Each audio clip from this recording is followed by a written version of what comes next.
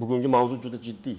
2022 qonun, unga qarshi yoki uni qayta ko'rib chiqishni talab qilayotgan petitsiya hamda 55 yoshgacha bo'lgan fuqarolarga taalluqli safarbarlik masalasi. Bu ma'lumot har bir oilaga, har bir erkakka, har bir ota-onaga, har bir turmush o'rtog'iga tegishli bo'lishi mumkin. Shuning uchun men bugun hissiyot bilan emas, aniq huquqiy va amaliy nuqtalar bilan tushuntiraman. Nima o'zgardi? Kim xavotir olishi kerak? Kimda isloh bo'lishi mumkin? Qanday hujjatlar tayyor turishi kerak va petitsiya masalasida nima qilish lozim? Avvalo, kanalga hozirroq obuna bo'ling va videoga like bosing. Chunki bunday mavzularda odamlar ko'pincha kech eshitadi, to'g'ri tushunadi yoki mish-mishlarga ishonib qoladi. Men esa sizga masalani oddiy tilda, lekin mutaxassis sifatida tushuntirib beraman. Avval qanday edi? Odatda safarbarlik, harbiy hisob, rezerv, yosh chegaralari va chaqiruv tartibi aniq toifalar bo'yicha ajratilar edi. Ya'ni oddiy fuqarolar uchun men qaysi toifaga kiraman? Mening yoshim bunga tushadimi? Sog'lig'im, oilaviy holatim yoki ish joyim ahamiyatlimi? Degan savollar alohida ko'rilardi. Ko'pchilik odamlar o'zini bexavotir his qilgan, chunki men allaqachon yoshdan o'tganman. Mening oilamda voyaga yetmagan bolalar bor. Men sog'lig'im bo'yicha yaroqsizman yoki men davlat uchun muhim sohada ishlayman deb o'ylagan. Endi esa asosiy xavotir shundaki, 2022 qonun atrofidagi muhokamalarda safarbarlik yoshi 75 yoshgacha bo'lgan shaxslarni ham qamrab olishi mumkinligi haqida gap ketmoqda. Men bu yerda eng muhim narsani aytaman. Odamlar qonunni to'liq o'qimasdan, ijtimoiy tarmoqlardagi 1-2 gapga qarab xulosa chiqarib qo'ysa, vahma ham, baparvolik ham kuchayadi. Ikkalasi ham xato. Vahma odamni noto'g'ri qarorga olib keladi. Beparvolik esa kerakli muddatda hujjat tayyorlamaslikka sabab bo'ladi. Nima o'zgargan bo'lishi mumkin?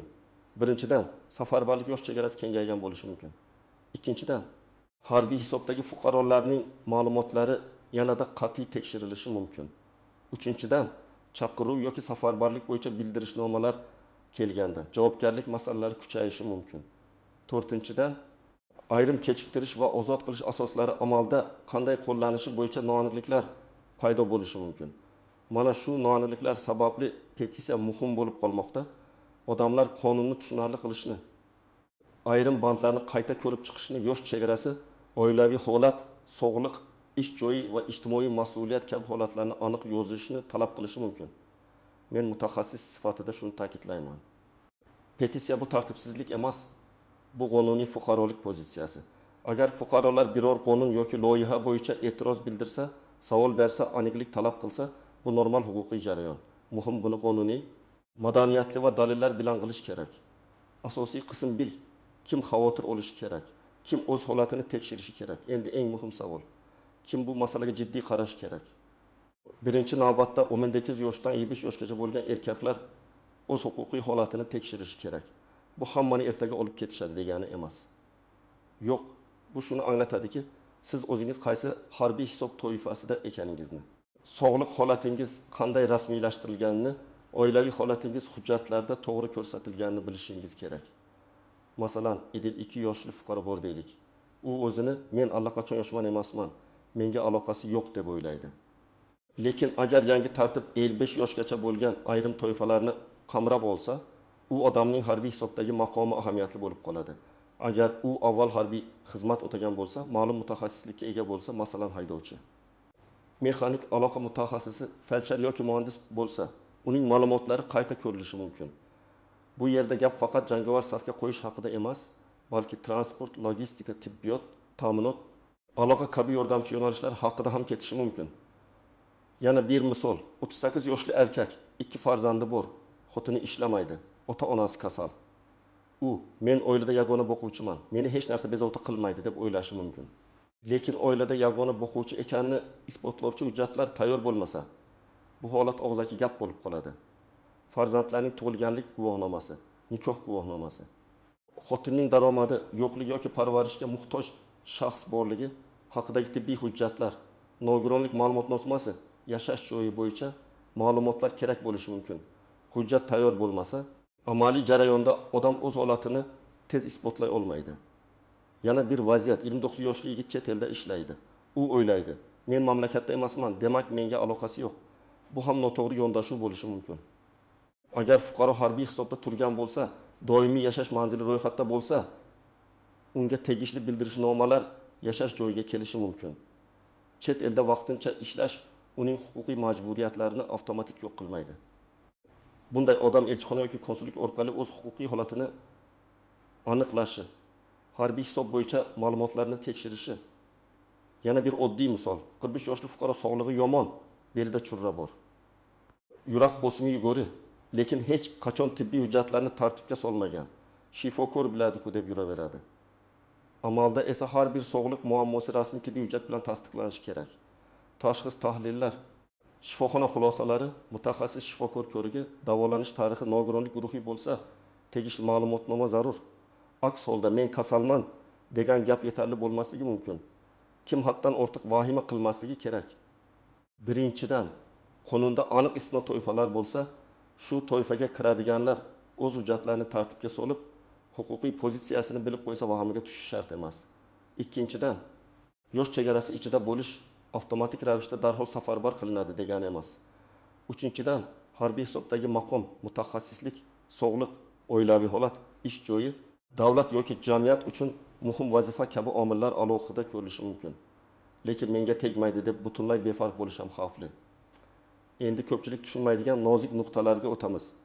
Birinchi nozik nuqta. Yosh chegarasi bilan haqiqiy chaqirilish imkoniyati bir xil narsa emas. Masalan, qonunda 55 yoshgacha degan chegara muhokama qilinsa, bu barcha 55 yoshgacha bo'lganlar bir xil tartibda jalb qilinadi degani bo'lmasligi mumkin. Harbiy tayyorgarlik, mutaxassislik, sog'liq holati va ehtiyoj darajasi alohida ahamiyatga ega bo'ladi. Lekin aynan shu yerda qonun matni juda aniq bo'lishi kerak. Fuqaro o'z taqdirini taxmin bilan emas, qonundagi aniq band bilan bilishi kerak. Ikkinchi nozik nuqta oilaviy holat. Odamlar ko'pincha farzandim bor, demak meni chaqirishmaydi deb o'ylaydi. Lekin farzand soni yosh bolalar borligi, yolg'iz ota ekanligi.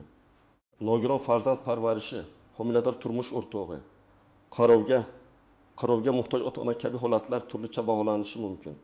Masalan, 3 farzandli odam bilan bitta farzandi bor odamning huquqiy holati bir xil bo'lmasligi mumkin. Yoki ota-onasi nafaqada bo'lgani bilan ular rasman parvarishga muhtoj deb topilmagan bo'lsa, bu alohida asos sifatida qabul qilinmasligi mumkin. Demak, har bir oilaviy vaziyat hujjat bilan mustahkamlanishi kerak. Uchinchi nozik nuqta. Sog'liq bo'yicha yaroqlilik. Harbiy tibbiy komissiya o'z qoidalari asosida xulosa beradi. Oddiy poliklinikadagi shikoyat bilan rasmiy yaroqsizlik xulosasi o'rtasida farq bor. Masalan, odamning ko'zi yomon ko'rishi, bosimi ko'tarilishi yoki bel og'rishi bor bo'lishi mumkin. Lekin bu avtomatik yaroqsiz degani emas. Kasallik darajasi, doimiyligi, mehnat qobiliyatiga ta'siri, tekshiruv natijalari va rasmiy tashxis muhim. Shuning uchun men doim aytaman. Sog'liq masalasini og'zaki emas, hujjat bilan olib boring. 4-nozik nuqta ish joyi. Ba'zi fuqarolar muhim infratuzilma, tibbiyot, energetika, transport, aloqa, suv ta'minoti, oziq-ovqat ishlab chiqarish yoki davlat boshqaruvi kabi sohalarda ishlashi mumkin. Bunday sohalarda ayrim xodimlar uchun bron yoki kechiktirish mexanizmlari bo'lishi ehtimoli bor. Lekin men muhim joyda ishlayman deyishning o'zi yetmaydi. Ish beruvchi tomonidan berilgan ma'lumotnoma, lavozim, vazifa, tashkilotning rasmiy maqomi, xodimning almashtirib bo'lmaydigan vazifasi haqida hujjat kerak bo'lishi mumkin. Agar ish beruvchi bu masalada hech qanday hujjat tayyorlamagan bo'lsa, fuqaro o'z manfaatini himoya qilishda qiynaladi. 5-nozik nuqta chaqiruv qog'ozi yoki bildirishnoma. Agar sizga rasmiy xat kelsa, uni e'tiborsiz qoldirish eng yomon yo'l. Men hech kimga qonundan qochishni maslahat bermayman. Aksincha, qonuniy tartibda bo'lish, hujjatlarni ko'rsatish, ariza topshirish, tibbiy tekshiruvni talab qilish. Oilaviy holatni rasmiy bayon qilish kerak.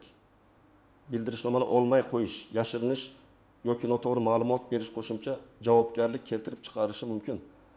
Fuqaroning eng kuchli himoyasi bu tartibli hujjat. Yozma ariza va rasmiy javobdir.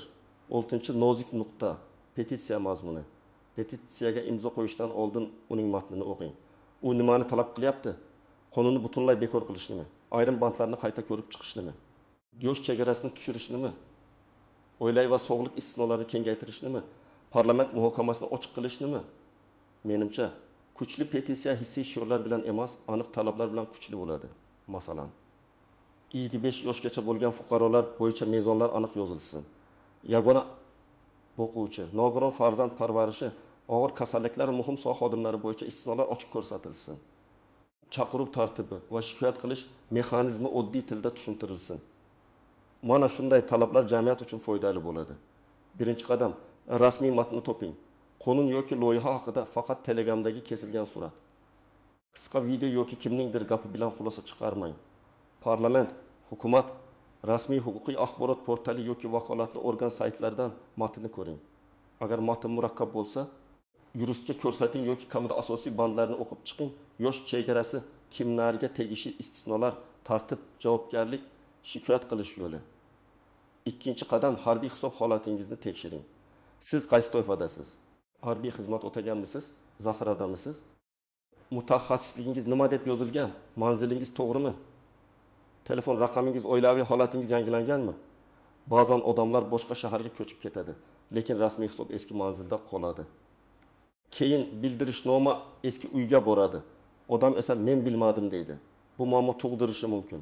Uchinchi qadam, sog'liq hujjatlarini tartibga soling.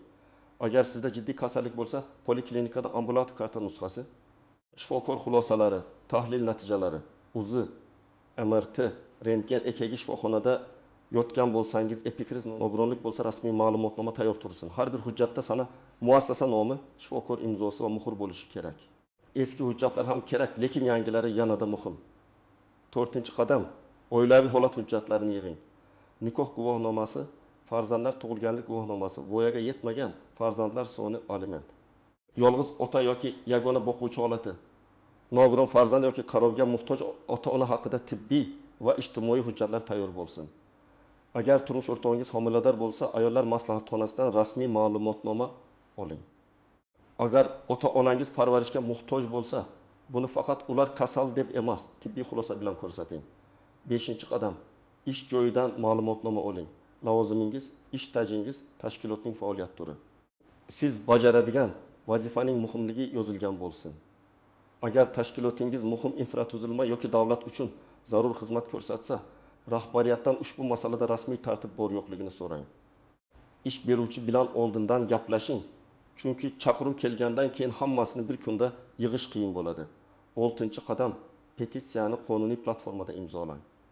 Agar siz petitsiya talablariga qo'shilsangiz, uni rasmiy yoki ishonchli platformada imzolang. Ism, familiya, telefon, elektron pochta yoki boshqa ma'lumotlarni kiritayotganda ehtiyot bo'ling. Soxta saytlar, noma'lum havolalar, shaxsiy ma'lumotlarni yig'adigan shubhali sahifalardan ehtiyot bo'ling. Petitsiya matnini o'qib, nimaga imzo qo'yayotganingizni tushuning. Fuqarolik pozitsiyasi ongli bo'lishi kerak. 7-qadam, fikringizni yozma shaklida bildiring. Agar qonun loyihasi muhokamada bo'lsa, vakolatli organga rasmiy murojaat yuboring.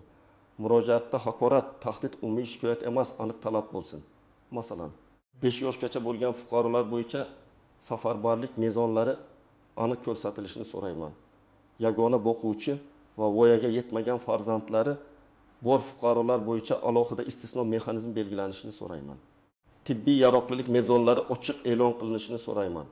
Shunday yozilgan murojaat jiddiy qabul qilinish ehtimoli yuqori. 8-qadam, chaqiruv yoki bildirishnoma kelsa, tartibli harakat qiling. Avvalo hujjatning rasmiyligini tekshiring. Kim yuborgan, sana, muhr, imzo, kelish joyi, muddat. Keyin belgilangan tartibda boring yoki qonuniy sabab bo'lsa, yozma ravishda xabar bering. O'zingiz bilan pasport yoki ID karta, harbiy bilet yoki hisob hujjati, sog'liq hujjatlari, oilaviy hujjatlar, ish joyi ma'lumotnomasini oling. Og'zaki bahslashishdan ko'ra yozma ariza topshirish foydaliroq. Arizangizdan nusxa olib, qabul qilinganini tasdiqlatuvchi belgi yoki raqamni saqlang. 9-qadam, shikoyat qilish huquqingizni biling. Agar siz qaror noto'g'ri deb hisoblasangiz, yuqori turuvchi organ, prokuratura, sud yoki boshqa vakolatli tartib orqali shikoyat qilish imkoniyati bo'lishi mumkin. Lekin shikoyat ham hujjatga tayanishi kerak. Men rozi emasman, yetarli emas. Nima sababdan rozi emassiz? Qaysi hujjat e'tiborga olinmadi? Qaysi band noto'g'ri qo'llandi? Sog'liq xulosasi nega qayta ko'rilishi kerak? Mana shular yozilishi kerak. 10-qadam, oilangiz bilan bu mavzuni xotirjam muhokama qiling. Ko'pchilik uyda vahima qiladi, lekin amaliy ish qilmaydi. Men esa shuni tavsiya qilaman. Bir papka oching. Unda shaxsiy hujjatlar, sog'liq hujjatlari, oilaviy hujjatlar, ish joyi ma'lumotlari bo'lsin. Raqamli nusxalarini ham saqlang. telefoningizda yoki bulutli xotirada tartibli papka qiling. Zarur bo'lsa bir kunda hammasini topa olishingiz kerak. Sabab va oqibatni ham tushunishimiz kerak. Davlat xavfsizlik, mudofaa, safarbarlik kabi masalalarda tartib o'rnatishga harakat qilishi mumkin. Bu har qanday davlatda bor. Lekin fuqaro huquqlari, oilalar barqarorligi, iqtisodiyot, sog'liq, ijtimoiy adolat ham hisobga olinishi shart. Agar qonun juda umumiy yozilsa, amalda turli joylarda turlicha talqin qilinishi mumkin. Bir tumanda bir xil, boshqa tumanda boshqacha tushunilishi odamlar orasida adolatsizlik hissini kuchaytiradi. Shuning uchun petitsiya va jamoatchilik muhokamasi aynan shu yerda muhim. Qonun aniq, tushunarli va insoniy mezonlarga ega bo'lishi kerak. Men yana bir narsani alohida aytaman. Bu mavzuda yolg'on xabar tarqatmang. Hamma 55 yoshgacha olib ketilar ekan. Ertaga hammani chaqirishar ekan. Hech qanday istisno yo'q ekan kabi tasdiqlanmagan gaplar jamiyatga zarar qiladi. Boshqa tomondan hech narsa bo'lmaydi, tinch yuraveringlar deyish ham mas'uliyatsizlik. To'g'ri yo'l, rasmiy matnni o'qish, o'z maqomingizni tekshirish, hujjatlarni tayyorlash, petitsiya bo'lsa ongli ravishda imzolash. Zarur bo'lsa yurist bilan maslahatlashish. Xulosa shuki, 1222 qonun va 55 yoshgacha safarbarlik masalasi oddiy mavzu emas. Bu har bir oilaning rejasiga, erkaklarning huquqiy holatiga, ish joylariga, sog'liq va oilaviy majburiyatlarga ta'sir qilishi mumkin. Men sizga vahima qilishni emas, tayyor turishni maslahat beraman. Qonunni o'qing, hujjatlaringizni tartibga soling, harbiy hisobingizni tekshiring, sog'liq va oilaviy holatingizni rasmiylashtiring. Petitsiya esa matnini tushunib imzolang. Kommentariyada yozing. Siz bu qonun bo'yicha qanday fikrdasiz? 55 yoshgacha bo'lgan safarbarlik chegarasi adolatlimi yoki qayta ko'rib chiqilishi kerakmi? Videoga like bosing, kanalga obuna bo'ling va yaqinlaringizga yuboring. Chunki bu ma'lumot faqat bitta odamga emas, butun oilaga kerak bo'lishi mumkin.